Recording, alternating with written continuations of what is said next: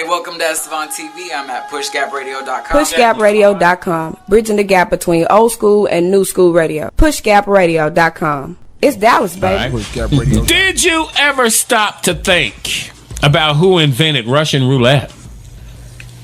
Has anyone actually played Russian roulette? No. And no. The rules are simple. I know your trembling ass ain't playing like no and no. Damn Russian roulette.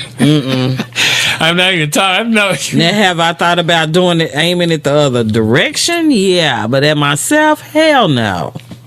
My bad. I digress. In the Fed, that's conspiracy. That's 3 to 5, Jack. You don't want to say that on the I only incriminate myself. You want to turn it the other way, huh? I only incriminate myself when I say who I was going to aim it at. I didn't say who I was going to aim it at. Keep talking. What Jackie Chan said, I like to let people talk who like to talk. Incriminate. Russian roulette. Explain the rules here. 1 bullet, usually put in a revolver, and you spin it, close it. Game is played by 1 or more players. Now, the thing with Russian roulette is, it is believed that a man's death is predestined and cannot be changed. Now, one popular theory says that the not-so-famous American author of adventure stories, George Arthur Surdaz, first coined the term Russian roulette when he published a short story of the same title in a magazine in 1937.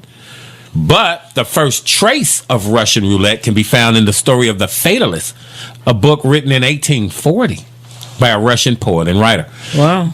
Yeah. Russian roulette is a lethal game of chance in which a player places a single round in a revolver, spins it in the cylinder, places the muzzle against their head, and pulls the trigger. Now, here are the odds in playing Russian roulette.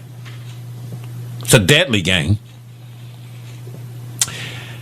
Mathematically, the average number of consecutive pulls of the trigger before the gun discharges is 3.5 pulls of the trigger.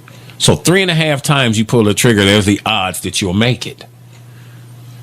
That's just idiotic. After a single spin, the probability of it firing is 1 in 6, followed by 1 in 5 on the second pull, 1 in 4 on the third pull, and so on.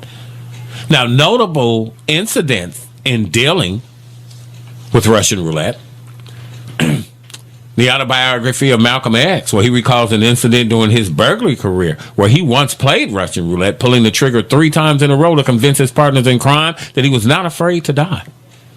One of the most memorable ones was the 1978 film The Deer Hunter.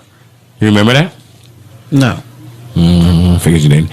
Donald Sutherland. Great movie. My dad was into those sort of movies. Yeah, The Deer Hunter, And in The Deer Hunter, 3 American soldiers who were captured during the Vietnam War and forced to play Russian roulette as their captors gamble on their results.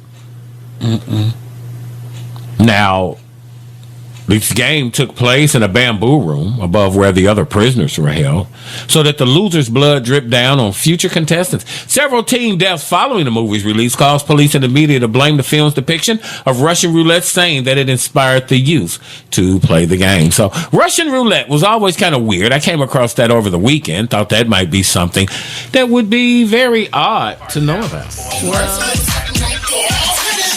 PushGapRadio.com. We want to be your official Dallas internet station.